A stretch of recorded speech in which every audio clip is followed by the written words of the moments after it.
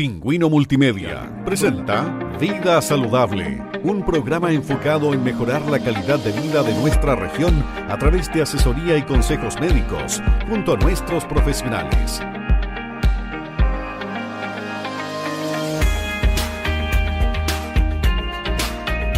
Conduce Cristian González.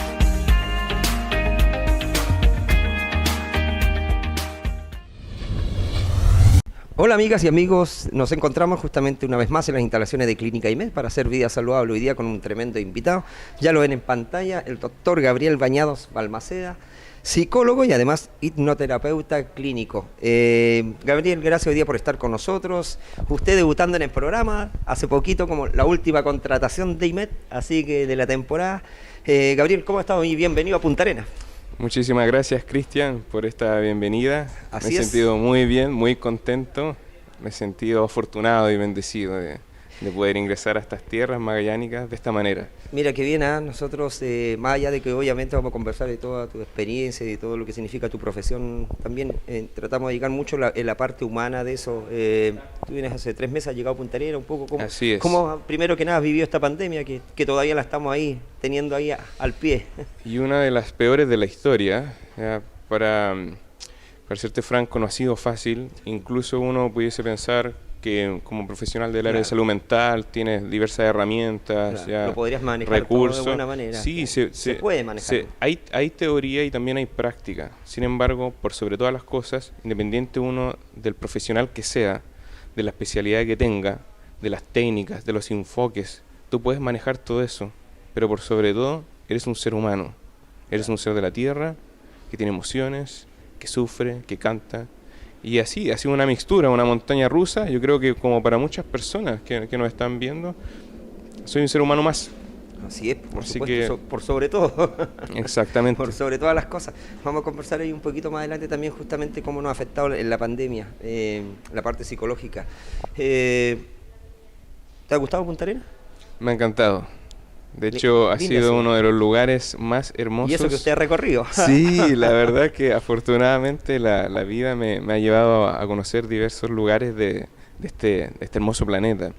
Y creo que Punta Arenas y sus alrededores es uno de estos lugares que te impacta directamente en el alma, que te abraza. Al menos así, desde la primera noche, porque llegué en un contexto nocturno ya a Punta Arenas. Recuerdo que el bus se adentra a la ciudad y yo empiezo ya a sentir algo muy, muy especial. Sí. Y después conectar con la gente, con estos seres humanos tan maravillosos, sí, me terminó dando la razón. Era el lugar. Este era el lugar indicado. Este era el lugar indicado. Algo de especial tenemos. Por supuesto, sí que lo tienen. Pucha que bueno. Gabriel, vamos a hablar hoy día justamente del estrés, de la ansiedad. Cuando hablamos del estrés, ¿a qué definitivamente nos referimos?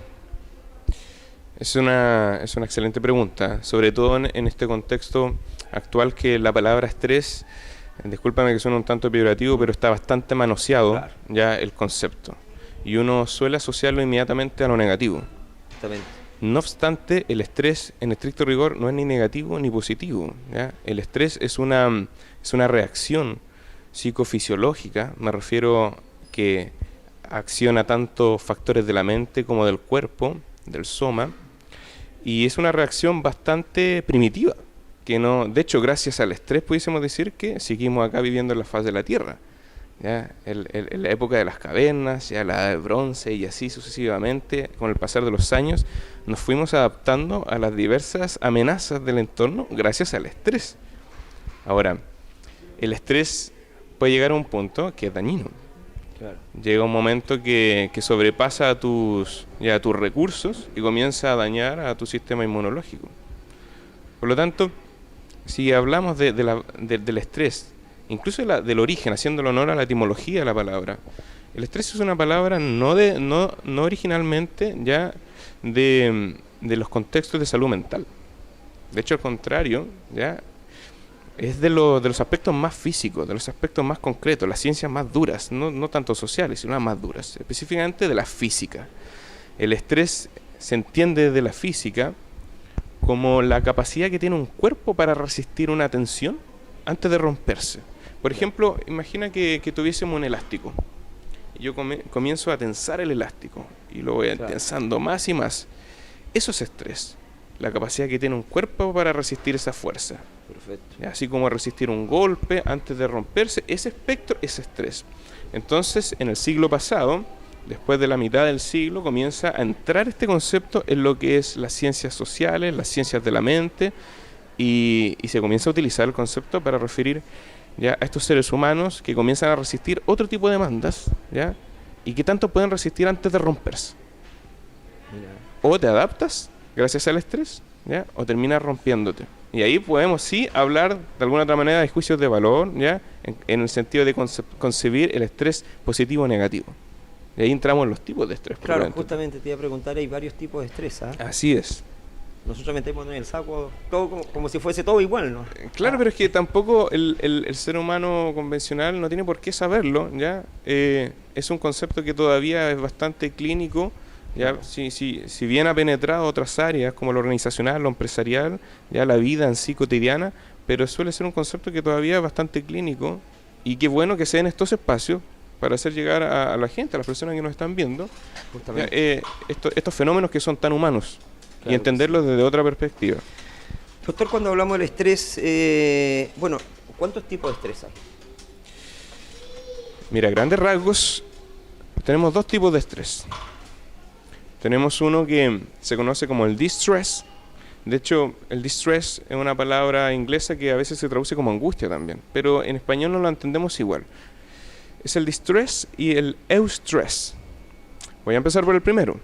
El distress es esta naturaleza del estrés que se pudiese entender como esa tensión que lleva al ser humano a creer que no va a poder dar la talla en la situación. Sobrepasa los recursos ya emocionales, mentales, físicos, ya energéticos del cuerpo, de su biología. Entonces, pareciese que este nivel de estrés comienza a ser dañino. Disminuye las defensas, ya el sistema inmunológico, y pareciese que la persona interpreta de manera adversa, dificultosa la realidad y cree que no va a poder ya adaptarse a eso. Entonces se prolonga en el tiempo. Por el contrario, el eustress sería lo que conociésemos como el estrés positivo, ¿ya? O el aliado. Y ese es ese estrés que te permite a ti adaptarte, te energiza, ¿ya? Hay una reacción física, emocional, mental que te energiza y te permite dar la talla. Te permite enfrentarte a una situación y te adaptas.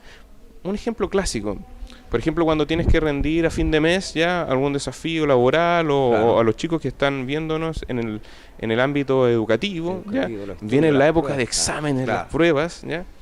Y pareciese que estás más acelerado, ¿ya? Entra ahí como en ese cuadro, incluso duermes poco, ¿ya? Pero muchas veces tú das la talla, resuelves, aprobaste, ¿ya? Resolviste la situación y después vuelve a la normalidad. O así como también pudiésemos decir que una situación de estrés, me refiero al estrés positivo, de pronto vas saliendo e infortunadamente viene alguien y te va a saltar. Es una situación muy compleja, pero el nivel de estrés y de activación te lleva a un punto tal que puedes ser capaz incluso de correr los kilómetros que nunca corriste en tu vida, pero los corres y logras zafarte de esta situación compleja.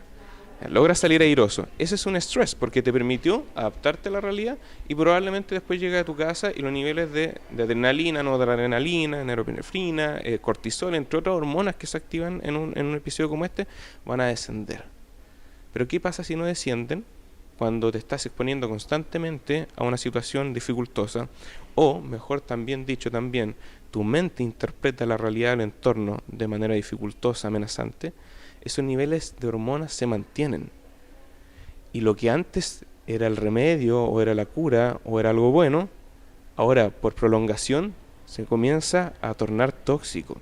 Claro. Y ese nivel de toxicidad se transforma, por lo tanto, en lo que conocemos como distress. Y va a afectar tu sistema inmunológico, van a comenzar a bajarte las defensas, y después puedes resfriarte de cualquier cosa que antes no te hubiese resfriado, ya, o tener otra sintomatología. De hecho, en estricto rigor, ¿sabías tú, Cristian, que todas las enfermedades comienzan por estrés? Mira, qué importante. Todo de alguna otra manera comienza específicamente por el distress. Entonces, ese es uno de los contextos que podemos acercarnos a entender la naturaleza del estrés. Ahora puede tomar diversas formas, sí, pero a grandes rasgos esos dos tipos ya pudiésemos concebir, ya, por ahora, para no entrar en tanta especificidad, ya, de lo que es el estrés. Gabriel, ya que estamos involucrados en este tema del estrés, ¿cómo nos ha afectado el tema de la pandemia? Definitivamente nos ha acelerado a todos andamos nerviosos. ¿Cómo lo hemos vivido y un poco cuál sería la solución de todo esto? Porque tenemos un incierto con la pandemia, estamos agotados, hemos levantado, hemos caído.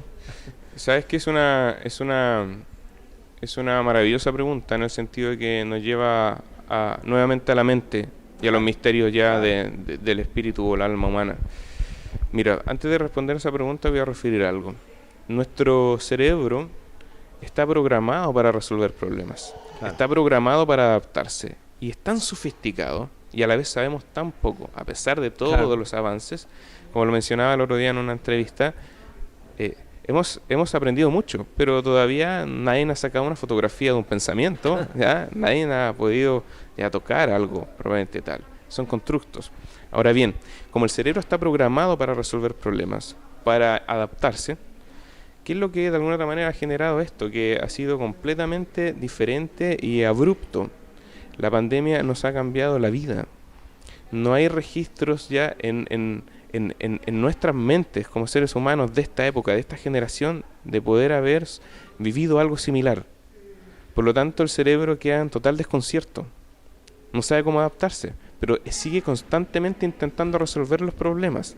Pero como hay tantas incógnitas que no han sido resueltas, esa incertidumbre comienza a penetrar y comienza a lesionar el ánimo, comienza a lesionar la mente, el corazón, el cuerpo. Entonces, ¿cómo nos ha afectado? Bueno, todas las personas tendrán distintos recursos ya para poder adaptarse. Pero a grandes rasgos, cuando te encuentras con algo de esta magnitud, prácticamente todo ser humano se ve lesionado, de alguna otra manera. Algunos tienen mejores recursos para adaptarse, pero todavía no ha terminado, todavía es incierto. Entonces nuestro cerebro todavía intenta predecir, porque eso es lo otro, está acostumbrado a predecir para protegerte. Claro que sí. Entonces, pareciese que en nuestras mentes se detiene el tiempo con este tipo de conflictos. Se detiene el tiempo, no sabemos cómo reaccionar. Si bien podemos cumplir protocolos y todo, eso es a nivel racional, pero uno probablemente la mayor parte del día vive irracionalmente. No comprendes tus emociones, no comprendes tus reacciones. Sabemos tan poco de nosotros mismos. Vivimos en el mundo exterior, pero no le damos tanta cabida al mundo interior. Entonces, ¿qué es lo que hacen estas pandemias? ¿Ya? Te llevan de frentón, ¿ya?, a confrontacionar esa realidad interna también. Porque ¿quién se está sintiendo mal si no eres tú? Claro. Está bien, en un contexto sumamente adverso. Los demás también se están sintiendo mal, pero tú estás sintiéndote mal. ¿Y quién eres tú sintiéndote mal? Claro. Y ahí entra de lleno la salud mental, por cierto. Y en definitiva, saber cuánto te conoces tú mismo. Exactamente. Te llegas a sorprender con las cosas nuevas. De hecho, hay seres humanos que se han sorprendido de las joyas espirituales que habitan dentro de sí, pero también hay otros que se han sorprendido de los demonios que tenían. Por ejemplo, esto de la pandemia, el confinamiento, ha llevado a que muchas familias se vean a tiempo completo. Sí. Hay muchas relaciones que se configuraron a ratitos, ¿ya? O se veían cada ciertas horas en el día. Pero de pronto te encuentras con un ser humano que ves todo el día. Y como lo ves todo el día, también vas a ver sus demonios, también vas a ver sus sombras, no solamente sus luces, también sus sombras y tinieblas. Entonces, es sumamente desafiante. Y te lleva a conocerte también a ti mismo, tus reacciones, cuáles son tus límites. Muchas veces las personas no saben ya ni siquiera a grandes rasgos el nivel de estrés que tienen. Entonces no saben si es un nivel leve, moderado o grave o crítico que atenderlo ahora ya. Entonces es desconcertante. ¿Cómo enfocamos o cómo nos enfocamos al estrés como para podernos en cierta forma, no digo recuperar, pero para ir saliendo adelante?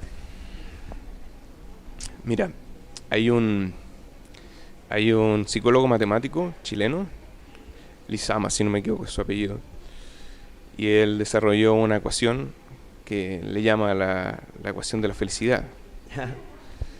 Y a mí no me suelen gustar estos tipos de marketing de lo mental, ¿ya? Pero quiero ir un poco más allá. Él plantea algo interesante. Él dice, a grandes rasgos, para ser feliz, ¿ya?, o lo que la gente consigue como felicidad, uno debiese trabajar la siguiente ecuación, ¿ya? es una ecuación de 3 a 1, donde 3 sería tener una actitud optimista y 1, ¿ya?, realista o pesimista también, que va muy de la mano, ¿ya?, porque generalmente la gente suele asociar el realismo como pesimismo, porque si tú ves las cosas tal como son, tú dices, oye, está la escoba en el mundo, está la escoba acá, ya no hay nada que me esté alentando realmente a vivir. Entiendo más. Ya. Pero a la vez es necesaria esa realidad. Claro. Porque es lo que te conecta con lo que realmente está ocurriendo, o al menos como lo más objetivo, como decía Humberto Maturana, ya, entre paréntesis, ya la objetividad. Ya. En el fondo es sumamente subjetivo la misma objetividad, de acuerdo al observador, como tú la percibes. Entonces, invitar a la gente a evitar también ese optimismo que es un optimismo tóxico, ¿ya? La gente muchas veces no quiere pensar ya realista o negativo, quiere estar siempre pensando positivo, y está bien, es sumamente poderoso ya ser optimista. Hay un montón de documentación y literatura científica al respecto, pero puede llegar a ser nocivo desconectarte de la realidad con tu positivismo, ¿ya? Entonces, hay que tener cuidado. Entonces esa es la proporción del todo el tiempo, idealmente, ¿ya?, 3 veces optimista y 1 realista. Ahora, por otra parte, me gusta este tema también de las ecuaciones, ¿ya? La mente no se puede cuantificar como tal, pero hay una proporción también que habla de lo mismo, ¿ya?, respecto a cómo vivir los tiempos. Entonces, intentar gestionar, vivir un 70% en el presente, un 20% en el futuro y solo un 10% en el pasado, ¿ya? Insisto, no podemos cuantificar esto ni llevarlo ya a la práctica propiamente tal en la vida convencional, pero sí gestionarlo a grandes rasgos. Claro. Cuando te pasas la mayor parte del tiempo en el pasado, ya, o en el futuro, estás perdiéndote esta maravillosa oportunidad de vivir en el presente, incluso cuando es difícil. Pero es solo a través del presente donde puedes llegar a conectar con un bienestar. Claro que sí. Lo demás es efímero. Si estuviésemos siempre pensando en una fantasía futura de que todo va a estar bien, ya va a durar, pero va a durar poco quizás. Claro. Porque tú estás existiendo aquí y ahora, tu cuerpo existe aquí y ahora, tú eres Cristian aquí y ahora. Claro. Entonces, y a eso pudiésemos agregarle las prácticas de autocuidado. Creo que es sumamente importante quizás dar un poquito de luces, entendiendo las prácticas de autocuidado como todas esas conductas, ya todas esas prácticas, comportamientos que tienen las personas voluntariamente para poder trabajar en pro de su salud, ya física, emocional, social, etcétera. ¿Ya? Y que va, como bien lo plantea el espíritu de la Constitución de la Organización Mundial de Salud, que va mucho más allá de la ausencia de afecciones o enfermedades. Tú no estás bien porque no tienes enfermedades. Tú estás bien cuando estás conforme con tu realidad, con tu ser, sientes que estás haciendo un impacto para tu vida, para tus seres queridos, para la sociedad. Tú no estás bien necesariamente solo porque no tienes enfermedades o de qué quejarte. Entonces, las prácticas de autocuidado son todas esas cosas que nosotros hacemos ya para poder potenciar ese bienestar. Salir a correr, alimentarse bien, hidratarse, intentar dormir bien, ya idealmente dormir desconectándote de las pantallas azules progresivamente, primero apagar la luz grande, después la luz chica, una oración quizá, o conectarte con esa divinidad o con lo que tú quieras, ya concentrarte también en los aspectos que puedes agradecer del aquí y del ahora, cómo fue tu día. Claro. Hablar con alguien que quieres, pegarle una llamadita de vez en cuando, todas esas cosas pueden ayudar. Te suman, claro, sin duda. Pero no son la panacea. Y en este aspecto quiero ser súper claro. Cuando una persona tiene un trastorno, una enfermedad, un desorden, ya no basta con esas prácticas. No basta con ese optimismo. No basta con ir a donde la amiga que te sube arriba el ánimo, claro, te escucha. ¿Ya? Yo siempre hago esta diferencia. Cuando las cosas ya no están resultando, no te basta con un buen consejo, no te basta con un tips, no te basta con cuáles son las 5 prácticas diarias para salir ya de este estrés. Claro. No, cuando es más allá, es porque tú necesitas ayuda. A veces somos tan soberbios, creemos que lo que nos pasa a nosotros es tan importante y que podemos con eso, ya que nos vemos impedidos a pedir ayuda. El grito de ayuda es uno de los actos más fuertes que tiene el ser humano, pero tiene que luchar de alguna otra manera también con el ego, porque no queremos pedir ayuda, no queremos mostrarle al mundo que estamos pasando por un momento de debilidad. Y en ese aspecto quizás necesitamos trabajar mucho en salud mental, porque sigue siendo ya dificultoso para muchos ya este estigma. Si alguien se entera que voy a psicólogo, que voy a psiquiatra, me van a considerar débil, me van a considerar quizás no apto para seguir desarrollando mi trabajo, etcétera, etcétera. cuando en estricto rigor es el acto de mayor fortaleza, ya pedir ayuda, reconocer tu mano. Claro que sí. Gabriel, tenemos que hablar de la ansiedad y hay mucho que conversar en ese plano y en ese tema, así que los invito a una pequeña pausa comercial, a buscar un cafecito ahí, a ponerse cómodo. Muy bien. Y retornamos juntamente con nuestro doc Gabriel Bañados para seguir conversando ahora justamente de lo que es la ansiedad.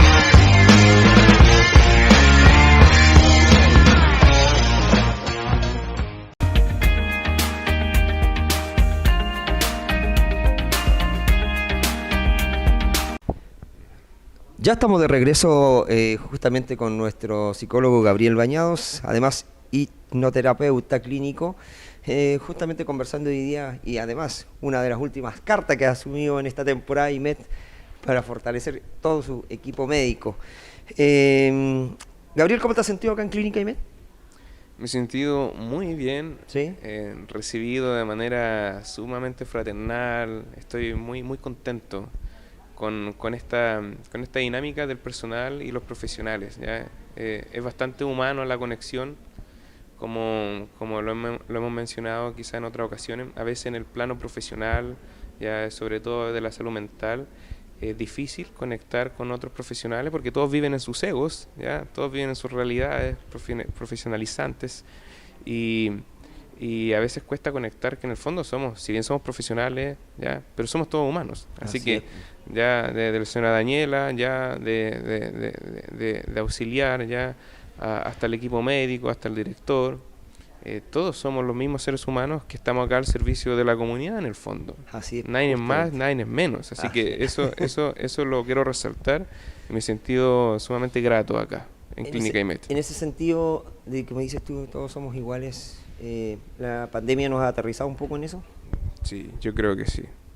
Si en el fondo tú te pones a pensar que en los momentos de adversidad, así como ocurrió con el terremoto ya del 27F, de pronto la gente empezó a conectar con su vecino que se llevaba mal de décadas, ya empezó a conectar con la persona que quizás menos pensaba que lo podía hacer por su cargo, por su profesión, etcétera. Y yo creo que estos momentos difíciles, estas sombras, estas tinieblas que vive el ser humano, te vuelve a lo sencillo, a lo simple, ya que en el fondo somos eso, seres humanos. ¿Y qué son los seres humanos? Son seres del humus, la tierra. Somos todos terrestres. ¿Ya? Y independiente de tu oficio, ocupación, profesión, ¿ya? A la hora ya de las crisis, ¿ya? Somos todos tan vulnerables. Unos podrán tener un poquito más de recursos para gestionar, pero no eres invencible, no eres Robocop, ¿ya? Así es. Gabriel, hablemos un poquito de la ansiedad. ¿Cuál es la diferencia entre estrés y ansiedad? Bueno, el estrés ya lo hablamos. Sí, excelente pregunta, porque tienen la misma naturaleza, claro, pero en intensidad y prolongaciones distintas. Mira, si tuviésemos que ayudar a la gente a comprender esta diferencia o esta idea de lo que es la ansiedad, pudiésemos mencionar que la ansiedad es un estado emocional, ¿ya?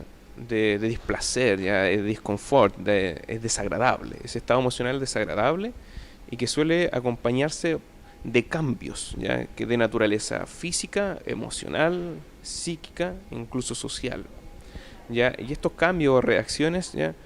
Generalmente van prolongando un estado de intranquilidad. Este estado de intranquilidad está muy vinculado por el estrés, porque este estrés que en algún momento ya fue adaptativo, se prolongó en el tiempo. Y cuando se prolonga en el tiempo y no se resuelve, comienza a penetrar otras áreas. Cuando el pensamiento no se resuelve del todo en ese plano cognitivo, va a afectar después al plano emocional, después afecta al plano conductual, y después el plano conductual va a afectar a tu entorno. Entonces, la ansiedad es ese estado ya emocional displacentero de constante intranquilidad. Muchas veces logras definir por qué, pero la mayoría de las veces quizás no. Y esto te lleva después a desarrollar un trastorno, en el peor de los casos un desorden, ¿ya? Todos experimentamos ansiedad. También es bendita la ansiedad en el sentido de que te da una nueva oportunidad, ¿ya? Como no se atendió el distress, ¿ya? Ahora la ansiedad te permite adaptarte de alguna otra manera, ¿ya? Te está dando cuenta de lo que está ocurriendo, del malestar.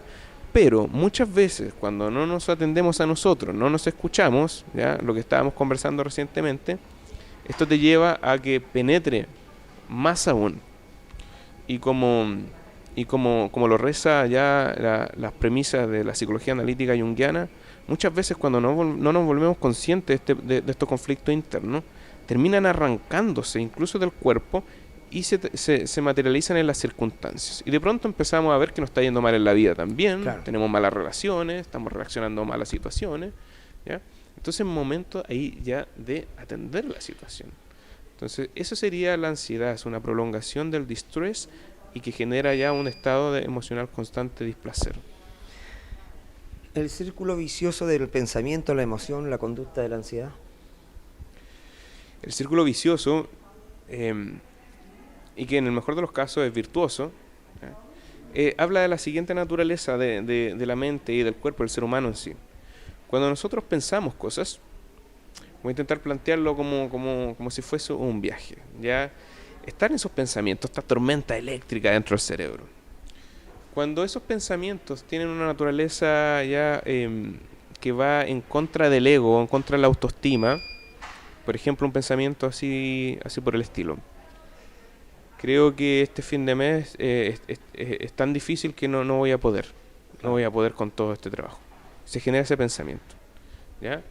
En ciertas estructuras como el tálamo, ya se genera, por así decirlo, un cóctel de químicos.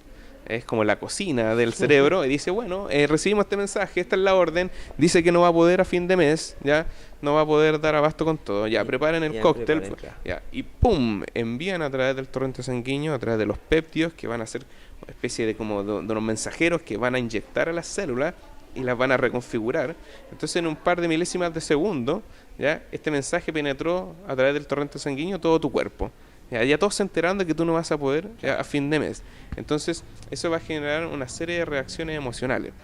Y las reacciones emocionales van a ser, por darte un ejemplo, se van a activar emociones primarias como el miedo, la tristeza, el asco o la sorpresa.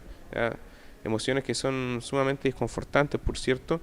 Y esto va a generar reacciones físicas. Por ejemplo, sudoración, temblores, ya, movimientos involuntarios. Puede generar una conducta impulsiva como fumar cigarros. Claro. Ya, fumar cigarro o comer, ya más allá de lo convencional, de lo común.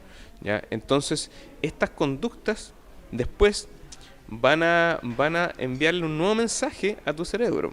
El cerebro va a decir, oye, estás tiritando, estás sudando, estás teniendo una taquicardia, entonces efectivamente no vas a poder a fin de mes, efectivamente te sientes mal. Entonces eso reafirma el pensamiento ya displacentero, y va a intensificar el plano emocional y el plano conductual. Entonces se va a generar un hábito, una conducta repetida en el tiempo, ya con una naturaleza repetitiva, va a generar un hábito, y el hábito entonces ya tiene un lugar, tiene un espacio constante en la vida, penetra ya lo convencional, lo frecuente, ya lo cotidiano.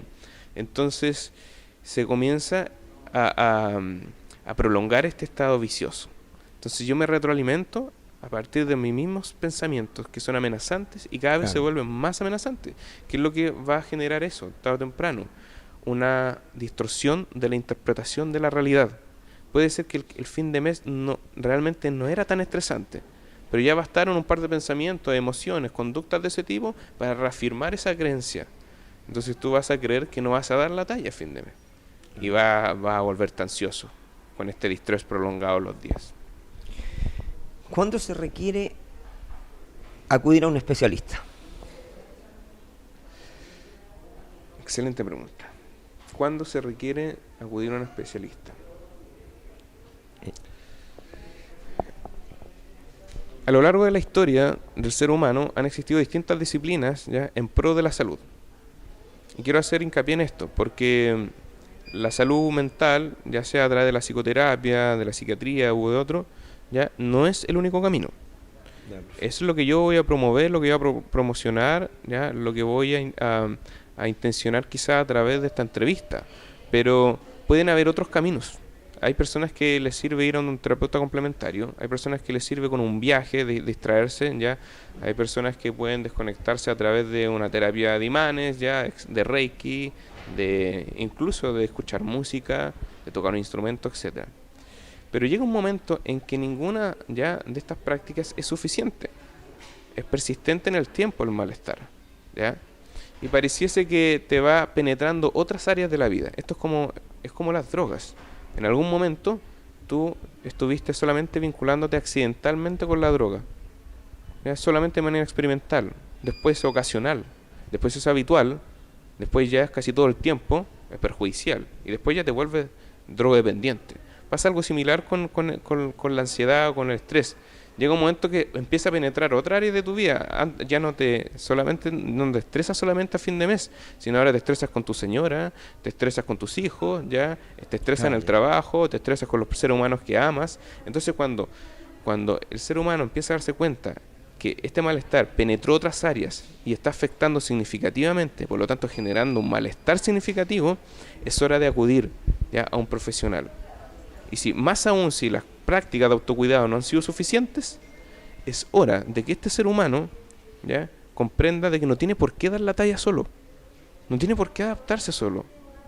Bendito sea que existen los profesionales como nosotros que podemos ayudar.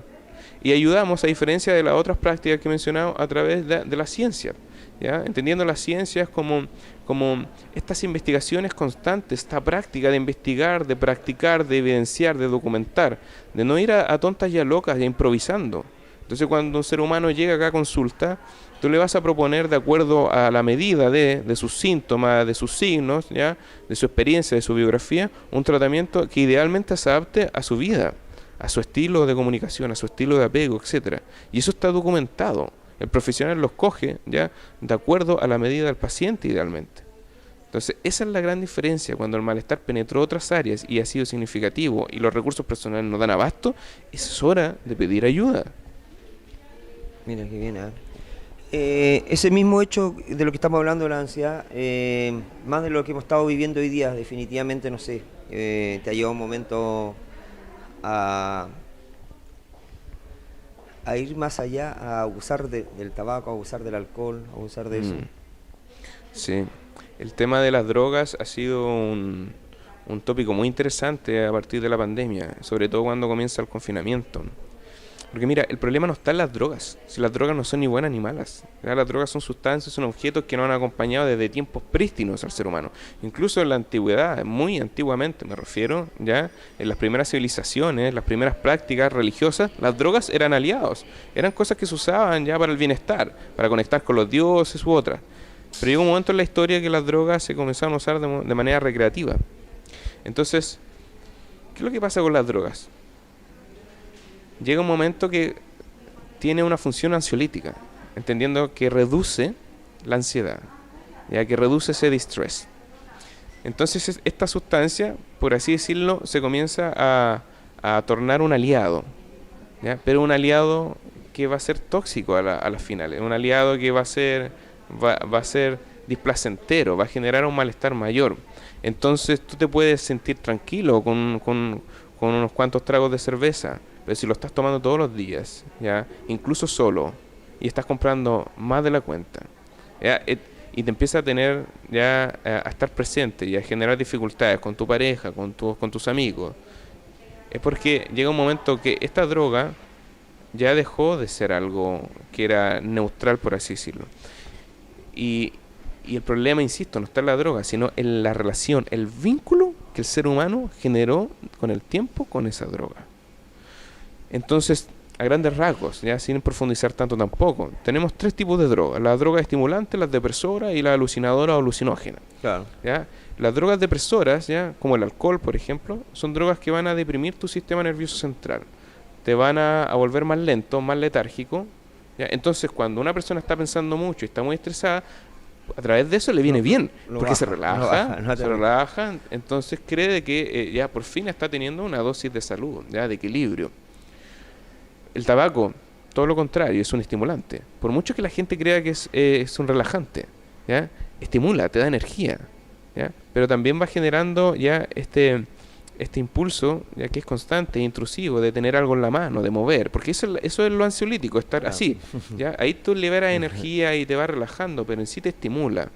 Entonces, muchas veces está esta práctica de el cigarrito con el cafecito en las mañanas, después de la pausa, etcétera.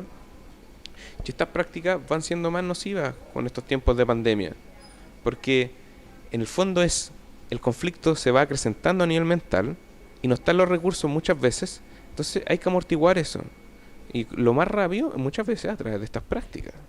Claro que sí. Así como también si el conflicto existencial, ya, o conflicto que está viviendo el ser humano, ya las rupturas, etcétera, es tan complejo, puede ser que quizás ocasionalmente en algún momento practicó ya las drogas alucinadoras, ya, puede ser cualquier droga alucinadora, desde la marihuana hasta el LSD u otras, y encontrar un universo mucho más maravilloso y mucho más placentero. Entonces va a intentar recurrir a ese universo para no estar atendiendo esto, que se está pudriendo, que está lleno de tinieblas, que creo que no va a llegar a ninguna parte. Entonces, insisto, llega un momento que estas drogas que eran neutrales, incluso el LSD, sus orígenes son sumamente terapéuticos. Albert Hoffman, ya en sus inicios de manera accidental descubrió ya la LSD, ya, y se ocupó por mucho tiempo en psiquiatría con pacientes, ya trabajando la compensación anímica, porque en el fondo es una droga que te permite integrar. Pero si la estructura yoica de la personalidad del ser humano no es suficientemente madura y firme, y no es en un contexto terapéutico, esa droga de manera recreativa puede generarte un brote psicótico y romperte la personalidad. En estricto rigor te rompe la personalidad si no estás preparado. Entonces hay que tener mucho cuidado con este tema. Uno lo empieza a subestimar ya a veces y no te das cuenta cuando toma un protagonismo que se hizo de tu vida. Claro que sí. Doctor, ¿cómo actúa en todo esto la psicología y la psicoterapia? La psicoterapia... Y la hipnoterapia. ¿Hay otro tema? Sí, qué interesante pregunta.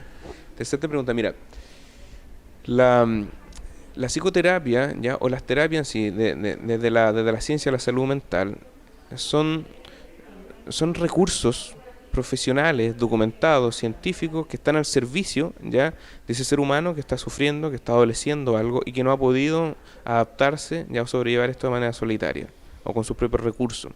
Entonces, a través de diversos enfoques, ya, y en esto puedo hacer hincapié que existen, como lo mencioné recientemente en otra entrevista, más de 400 modelos de psicoterapia, ya, pero que se agrupan a grandes rasgos en las 4 fuerzas. Y ahí tienen distintos tipos, desde el psicoanálisis, lo cognitivo-conductual, lo humanista, lo transpersonal, etcétera. ¿Ya? Pero la psicoterapia, o lo que te estaba comentando, está al servicio de, entonces, es un viaje que hace el ser humano hacia sí mismo, acompañado de un profesional que ha viajado por hartas psiquis, acompañando, conoce, ¿ya? No necesariamente conoce a ese ser humano, pero pone a disposición sus conocimientos, sus herramientas, sus actitudes, ¿ya? Sus aspectos profesionales para ayudar a retornar al equilibrio o que este ser humano se adapte. Pero por sobre todo es un viaje hacia sí mismo, es una aventura de autoconocimiento, donde el ser humano ya va a reconocer sus sombras, las va a atravesar y se va a permitirse renacer. Por lo tanto, la psicoterapia no es algo muy agradable en un comienzo, porque te tienes que enfrentar a ti mismo. ¿No? Es distinto de las otras terapias que tú vas, y me sentí súper bien, y sentí un par de incienso, velita, y todo estuvo bien. Aquí en psicoterapia te tienes que enfrentar a ti mismo, y muchas veces con el terapeuta ya vas a discutir, vas a llorar, vas a gritar, vas a blasfemar, te va a parecer incómodo, pero llegando un momento ya que si tú trabajas constantemente en ti de la mano con este terapeuta, vas a poder atravesar esto y vas a renacer como un ser humano renovado, y las habilidades y conocimientos que tú vas a adquirir pueden ser que te sirvan para toda la vida. Y aquí quiero hacer hincapié en esto. Muchas veces las personas pueden pensar hoy que es muy caro una psicoterapia, sobre todo en el ámbito privado en particular, pero también tiene que ver con las prioridades de cada ser humano. Lo conversaba no hace mucho con una persona. Me decía que encontraba caro una sesión de 40.000 pesos. Sí, puede ser caro considerando el sueldo mínimo, es verdad. Pero muchas veces un ser humano se gasta 40, 80 o 100 lucas en un carrete el fin de semana. Y no le parece tan caro eso. ¿Ya? Claro. O no le parece tan caro irse de viaje el fin de semana o a alguna otra parte. O no les parece tan caro comprarse o renovar el computador o el auto, comprarle nuevas cosas al auto que quizás no son tan necesarias. Entonces es un tema de prioridades. Es para ti prioridad trabajar en ti, en tu salud. En el fondo eres tú eres tu salud. Claro. Sí, de todas maneras. Ahora la hipnosis, ¿ya? La hipnosis clínica o hipnoterapia también conocida, ¿ya? Que quiero diferenciar la de los otros tipos de hipnosis, la hipnosis de show, la hipnosis de teatro, ya la hipnosis de neuromarketing, que a veces maquiavélicamente también se usa en el marketing, hipnosis para convencer a las personas que vayan a consumir tales productos. ¿Ya? Infortunadamente vivimos en un mundo muy libre en ese aspecto, que se pueden incluso hacer uso de esto. Incluso te puedo referir históricamente ya en tiempos de dictadura acá en Chile, infortunadamente también se ocuparon a psicólogos especialistas en hipnosis clínica, ya para evitar ya que los torturados recordaran las caras que los torturaban. Es terrible lo que estamos hablando, ya, pero quiero volver ahora ya a que la hipnosis clínica en estricto rigor, después de todos estos conflictos históricos que hubo, como lo que acabo de mencionar, estás netamente al servicio de lo ético, ya de la salud, para ayudar a ese ser humano. Y lo hace a través de ya una herramienta que se llama la hipnosis premental. Es una herramienta que le permite al clínico ya poder quizás saltarse toda esta terapia conversacional, ¿ya? Y penetrar en el inconsciente, las profundidades de lo emocional del paciente o de ese ser humano que está padeciendo, ¿ya? Evitando quizás estar meses conversando un tema. Claro que sí. ¿Por qué? Porque ese conversar de meses, lo que en fondo está intentando cruzar la barrera de lo crítico, de ese ser humano que está defendiéndose el terapeuta, ya que está racionalizando todo. Entonces la hipnosis salta eso y penetra directamente en el mundo emocional, donde está el conflicto, donde está la herida, y va al encuentro con esos recursos que están debajo de esa superficie controvertida y los trae. Ahora bien, está al servicio de la psiquiatría, de la psicología, de la salud mental, porque es una herramienta. No basta con que te conviertas en un hipnoterapeuta. Idealmente debes ser un especialista en salud mental, porque puedes aprender la herramienta, pero ¿qué es lo que haces con lo que encontraste en la mente del ser humano? Con lo que, cómo reaccionó, eso te lo va a entregar después la habilidad de la psicoterapia mental, no necesariamente de la hipnosis. Perfecto, claro que sí. Gabriel, quiero agradecerte que hayamos estado hoy día conversando. La verdad es que un tremendo programa, uno se alimenta de conocimiento y es lo que queremos llegar justamente a toda la comunidad magallana a través de este programa. Te voy a dejar las pantallas de Vida Saludable para despedirte y además el último consejo para definitivamente llegar a toda la comunidad de lo que hoy día justamente conversamos, que es el estrés y la ansiedad.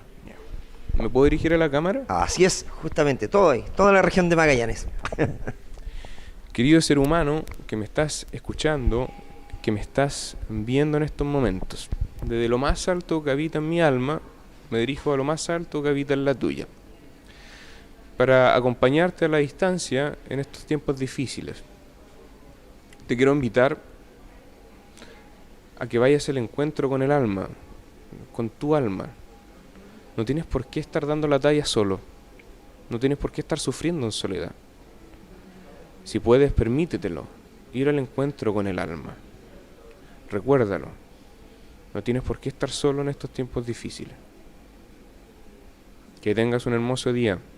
Y recuerda que no estás solo, no estás sola. Perfecto, Gabriel. Agradecerte, que siga disfrutando de esta hermosa ciudad de Punta Arenas. Bienvenido una vez más. Muchas gracias. Tenemos hartas temporadas todavía para poder seguir conversando y seguramente más adelante vamos a volver a encontrarnos en algún otro programa. Cristian, se me olvidaba, puede ser quizás de utilidad para las personas que nos están viendo. Me gustaría invitarlos a conocer un poquito más de mi trabajo, ya en efectoalma.cl, www.efectoalma.cl. Así como además invitarlo a hacerse de alguna hora ya terapéutica acá en Clínica IMED.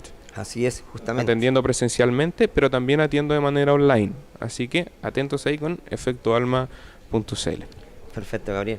Gabriel, muchas gracias hoy día. Muchas gracias a ti, Cristian. Tremendo profesional, ya saben, aquí lo ubicas en Clínica IMED y en todas justamente las informaciones que nos entregó. Seguimos haciendo Vida Saludable, nos vemos en una semana más, si Dios así lo quiere. Muchas gracias y a cuidarse. Chao, chao. Chao, chao. Pingüino Multimedia presentó Vida Saludable, un programa enfocado en mejorar la calidad de vida de nuestra región a través de asesoría y consejos médicos junto a nuestros profesionales.